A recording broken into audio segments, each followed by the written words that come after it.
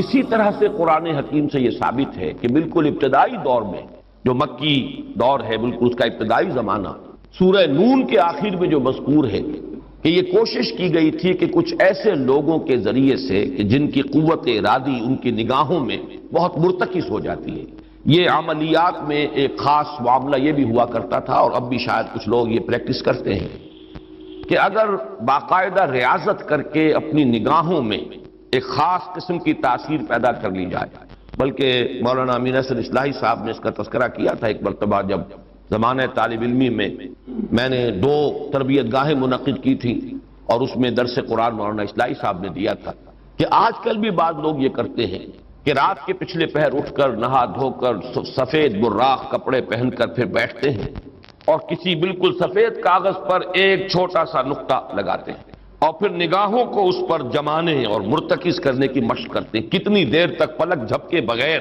آپ اس نقطے کو دیکھ سکتے ہیں۔ اگر یہ مشق کی جائے، یہ ایکسرسائز کی جائے، یہ ریاضت کی جائے تو آنکھوں میں ایک ایسی چمک پیدا ہو جاتی ہے کہ اگر گھور کر کسی کو دیکھا جائے تو اس کی قوت ارادی کو آپ مزمحل کر سکتے ہیں، وہ ایک دم دبا ہوا محسوس کرے گا اور آپ کا غلبہ اس کے اوپر ہو جائے گا نفسیاتی اعتبار سے۔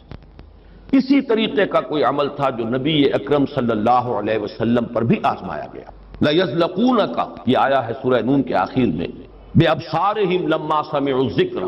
یہ لوگ چاہتے ہیں کہ اپنی نگاہوں کے ذریعے سے آپ کو پھسلا دیں، آپ کے قدم ڈگمگا دیں، آپ کی قوت ارادی کو کچل دیں۔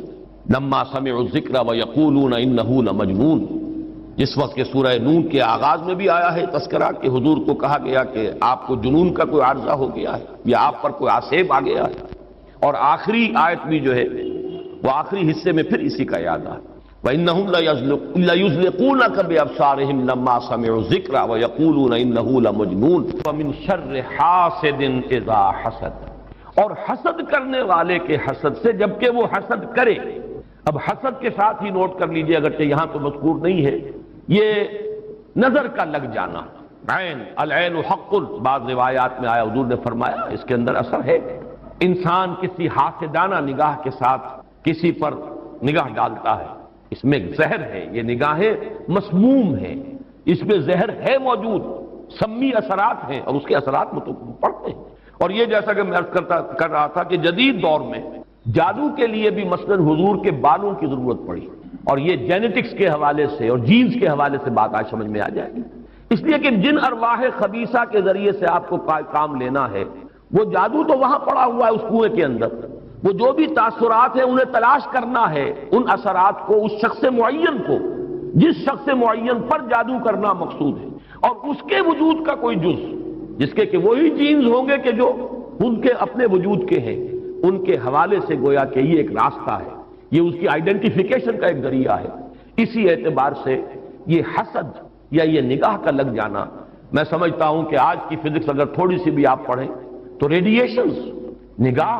پار ہو جاتی ہے انسان کے، ایسی بھی تو ریز ہے نا، ایکس ریز کیا ہے آپ کے وجود میں سے گزر جاتی ہے، یہ ultraviolet infrared rays, یہ تمام کی تمام ایکس ریز، یہ کیا ہے وجود کو چیر کر گزرتی ہے، تبھی تو اس فلم کے اوپر اثر پڑتا ہے جو فلم کے پیچھے لگی ہوئی اور آپ سامنے کھڑے ہوئے ہیں، آپ کی ہڈیاں علیحدہ نظر آ رہی ہیں اور گوشت جو ہے وہ علیحدہ نظر آ رہا ہے، یہ تمام چیزیں آج سمجھ میں آتی ہیں۔ اور وہ فوٹونز جن کا میں نے ابھی عرض کیا 1 ملین 5 دفعہ کہیے، 30 صفریں لگائیے ایک پر تو 1 ملی میٹر کا اتناواں حصہ جو ہے وہ ایک فوٹون ہے، یہ تو وجود کے اندر سرایت کر کے کہیں سے کہیں نکل جانے والی چیزیں۔ ان ریڈیشنز کے حوالے سے ایٹمک ایکسپلوژن جو ہے اس کی ریڈیشن ہے جو آپ کو معلوم ہے کہ جو ذرا ذرا سے حادثے ہو رہے ہیں، چرنوبل میں ہوا ہے،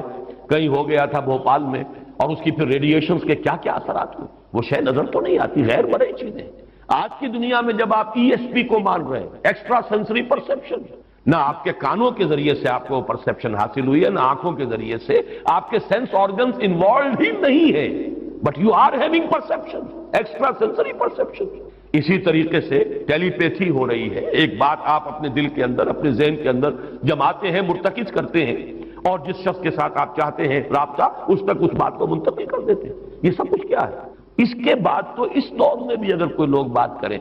من شر حاسد اذا حسد، اور عقد کے ساتھ اس کو جوڑا گیا ہے، ومن شر النفاثات فی العقد ومن شر حاسد اذا حسد، لیکن محض ردیف یا قافیہ یا فواصل کی رعایت سے قرآن میں کچھ نہیں ہے. وہ اس کا ایک فیکٹر، اس کا ایک عامل ہو سکتا ہے، لیکن محض اس کی بنا پر نہیں مانا جائے گا. تو اس میں یقیناً کوئی اور حکمت ہے، اور وہ حکمت تقسیم کی گئی ہے. ہمارے مفسرین نے تو اس کو یوں بیان کیا ہے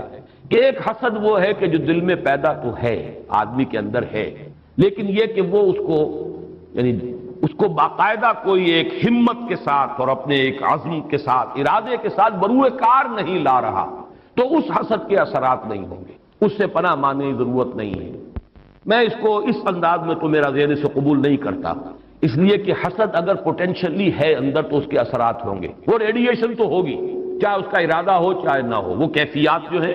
وہ اس کے سانس سے، اس کی آنکھ سے، اس کے وجود سے، وہ اندر اگر زہر گھل گیا ہے تو اس کے وجود سے نکلنے والی ساری شعاعیں جو ہیں ان کے اندر وہ اثر موجود ہوگا، وہ مسموم ہوں گی، زہر ان میں ملا ہوا ہوگا، اس کے اثرات ہوں گے. البتہ یہ کہ اس کے دو درجے ہم قائم کر سکتے ہیں، اور وہ یہ کہ ایک ہے غیر شعوری حسد. ابھی آپ کو اندازہ نہیں، اندر ہی اندر کھچڑی پک رہی ہے، وہ اور بات ہے. لیکن جب یہ اس درجے کو پہنچ جائے کہ شعور کی سطح پر آ جائے، آپ کسی کی برائی چاہنے لگیں بالفعل، آپ چاہیں کہ اس کے اندر اگر یہ فضیلت کی بات ہے تو یہ سلب ہو جائے، اس کو پاس اگر یہ نعمت ہے تو یہ نعمت اس سے چھن جائے، مجھے مل جائے. یہی ہے اصل میں جس کو غبطہ اور حسد کا فرق کہا جاتا ہے. اور ایک جگہ پر حضور نے ایک حدیث میں لفظ حسد استعمال کیا ہے، لیکن مراد اس سے غبطہ ہے. لا حسد الا فی اثنین، کوئی حسد نہیں کیا جانا چاہیے سوائے دو اشخاص سے. ایک وہ جسے اللہ نے علم دیا ہے اور وہ علم پھیلا رہا ہے، تو اس سے بھی اگر حسد پیدا ہو جائے تو کوئی بری بات نہیں، کوئی اچھی بات ہی ہے. اور ایک یہ کہ کسی کو اگر دولت دی ہے اور وہ دولت پھیلا رہا ہے اور عام کر رہا ہے، لوگوں کو اس کے خلق کے لیے خرچ کر رہا ہے، تو اس سے بھی حسد. لیکن یہاں حسد غبطہ کے معنی میں، غبطہ یہ ہے کہ کسی میں کوئی خیر آپ کو نظر آئے تو آپ اللہ سے دعا کریں پروردگار مجھے بھی یہ خیر عطا کر دیں، یہ غبطہ ہے. اور حسد یہ ہے کہ اس سے یہ شے چھن جائے. یہ ہے در حقیقت کہ جو بری شے ہے کہ کسی نعمت کا کسی دوسرے شخص سے سلب ہو جانا، اس کی خواہش جب پیدا ہو جائے اور جب یہ شعوری سطح پر آ جائے. یعنی ایک ہے اس کا ایک وہ جو جس سے کہ ابھی اتنی اس کی انٹینسٹی نہیں ہے کہ اس سے وہ ریڈیشن ہو، اس کی انٹینسٹی اس وقت ہوگی جب کہ وہ شعور کی سطح پر آ گئی اور انسان جو ہے جل رہا ہے حسد کی آگ میں اور چاہتا ہے کہ یہ نعمت اس سے سلب ہو جائے، یہ فضیلت جو ہے اس سے چھن جائے. تو یہ شے وہ ہے یقیناً کہ اس کے اثرات، اس کو میں اس وقت جدید فزکس کی اصطلاح میں ریڈیشن کے ذریعے سے اس میں لفظ واضح کر رہا ہوں، اس کے اثرات ممتد ہوتے ہیں. اور اس کے شر سے بھی پناہ مانگنے کی یہاں ہمیں تلقین کی گئی. تلقین محمد الرسول اللہ صلی اللہ علیہ وسلم کو ہوئی اور آپ کی وساطت سے ہم سب کو ہو رہی ہے. قل اعوذ برب الفلق من شر ما خلق ومن شر غاسق اذا وقب ومن شر النفاثات في العقد ومن شر حاسد اذا حسد. میں جب بھی یہ سورت پڑھتا ہوں تو اگرچہ یہ کہیں مجھے کوئی معصور تو یہ شے نہیں ملی ہے، لیکن اس کے فوراً بعد بالکل کسی تصنع کے بغیر میرے یہ الفاظ بھی زبان پر آ جائے. اللہم انی اعوذ بک یا رب الفلق من شر ما خلقت ومن شر غاسق اذا وقب ومن شر النفاثات فی العقد ومن شر حاسد اذا حسد. اسی طرح قل اعوذ برب الناس ملک الناس، تو وہاں بھی اللہم انی اعوذ بک یا ربی و رب الناس و یا الہی و الہ الناس و یا ملکی و ملک الناس. تو اس طریقے سے گویا کہ اس لفظ قل کیونکہ یہ فعل امر ہے، حکم ہے،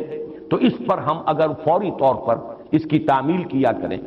تو یہ اگرچہ معصور نہیں ہے، میں صرف اپنے ذوق کی بات کہہ رہا ہوں. اور بہرحال اس میں کوئی شے ممنوع نہیں ہے، دعا تو ہم مانگ سکتے ہیں، تو دعا ہی کی شکل ہے. تو جو الفاظ ہمیں اللہ نے تلقین کیے ہوں انہی کے حوالے سے ہم وہ دعا مانگے، تعوذ کریں. قل اعوذ بک، قل کو چھوڑ دیجئے، اعوذ بک اللہم انی اعوذ بک یا رب الفلق من شر ما خلقتا. اب یہ خلقہ کی بجائے مخاطب کیونکہ ہم کر رہے ہیں اللہ کو، من شر ما خلقتا. آگے جو کہ تو الفاظ رہیں گے ان میں کوئی تبدیلی کی ضرورت نہیں ہے. مولانا محمد قاسم نانوتوی دیوبند کے مؤسسین میں سے، مولانا رشید احمد گنگوہی اور مولانا محمد قاسم نانوتوی رحمہم اللہ، یہ دو ہیں اصل میں یہ دارالعلوم دیوبند کے مؤسس، اس کی ابتدا کرنے والے. ان کے شاگرد شیخ الہند، ان کے شاگرد علامہ شبیر احمد عثمانی، تو انہوں نے یہی الفاظ لکھے ہیں کہ استاذ الاستاذ نے جو بات لکھی ہے وہ میں بیان کر رہا ہوں. ویسے یہ کہ مولانا عبدالعزیز شاہ عبدالعزیز رحمۃ اللہ علیہ نے بھی اس پر کوئی کتاب لکھی ہے، وہ بہرحال میری نظر سے نہیں گزری۔ وہ تمثیل اب میں بیان کر رہا ہوں، بڑی پیاری تمثیل ہے۔ انہوں نے تمثیل یہ دی ہے کہ اگر کوئی باغبان یا کوئی اور کھیتی کرنے والا جو ایک پودا لگاتا ہے، کوئی فصل ہے اس کا، کوئی ایک جو ہے بیج یا دانہ پھوٹا ہے، اب یہ جو پودا ہے باغبان یہ چاہتا ہے یہ پروان چڑھے، پھلے پھولے، اسے کوئی گدن نہ پہنچے، کوئی نقصان نہ ہو، اس کی حفاظت کا بندوبست کرے گا تاکہ جس کام کے لیے یہ پودا لگایا وہ مقصد حاصل ہو۔ پودا تو مقصود نہیں ہے، مقصود تو اگر آم کا پودا ہے تو آم کا پھل اس سے حاصل کرنا مقصود ہے۔ تو 4 قسم کی اس کے اوپر آفات آ سکتی۔ پہلی آفت مثلاً حیوانات، جو سبزی خور حیوان ہے وہ اسے کھا نہ جائے، لہذا کوئی جالا آپ اس کے گرد جالی لگاتے ہیں، کوئی باڑ لگاتے ہیں، اس سے بچاتے ہیں۔ اور یہ جو جانور آ کر کھائے گا، بکری فرض کیجیے کھا جاتی ہے آ کر، تو یہ کوئی اس کی نیت آپ کو ضرر پہنچانے کی نہیں ہے، یہ اس کی طبعی ایک خاصیت ہے، یہ تو اس کی جبلت ہے، یہ اس کی طبیعت ہے، اس کا تقاضا ہے، آپ سے کوئی دشمنی نہیں ہے اس سے، بلکہ یہ کہ در حقیقت اس کی اپنی طبیعت کا ایک تقاضا ہے۔ چنانچہ وہ شعر بھی انہوں نے کوٹ کیا ہے، نیش اقرب ناز پے کی نسل اقتضائے طبیعتش کی نسل، بچھو جو ڈنک مارتا ہے تو یہ آپ سے کوئی دشمنی اسے نہیں ہے،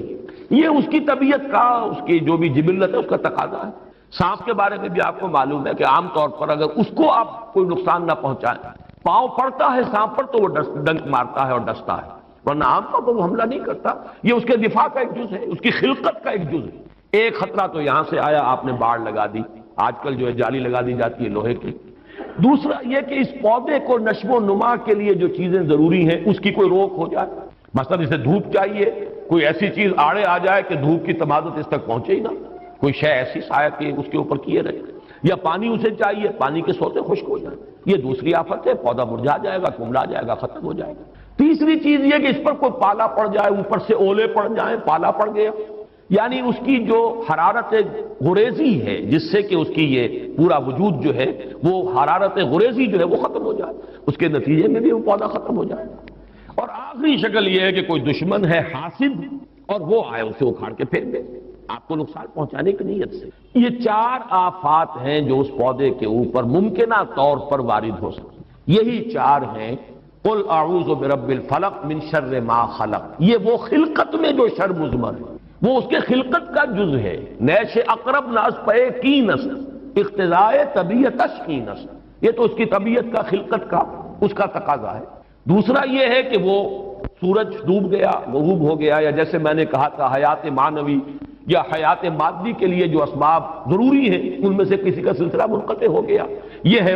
شر غاسق اذا وقب۔ تیسری چیز کہ جو در حقیقت جادو کے ذریعے سے ہوتی ہے کہ اندر آپ کے کوئی ایسی شے ہو گئی جس سے آپ کے طبائق اور قوائے طبیعت جو ہے وہ کچھ شل ہو کر رہ جائے، یہ اندر سے حرارت غریزی جیسے اس پودے کی ختم ہو گئی، پالا پڑ گیا، جادو کا اثر یہی ہوتا ہے۔ یا تخبطہ الشیطان من المس جیسے آیا ہے کہ ایسی کیفیت ہو گئی کہ جیسے حواس پورے طور پر بجا نہیں ہے، حواس پورے طریقے سے قائم نہیں ہے، مجتمع نہیں ہے، تو یہ کیفیت جو ہے یہ ومن شر النفاثات فی العقد ومن شر حاسد اذا حسد، جیسے ایک دشمن نے آ کر دشمنی اور آپ کو غضب پہنچانے کے لیے، دشمنی نکالنے کے لیے پودے کو اکھاڑ کے پھینک دیا،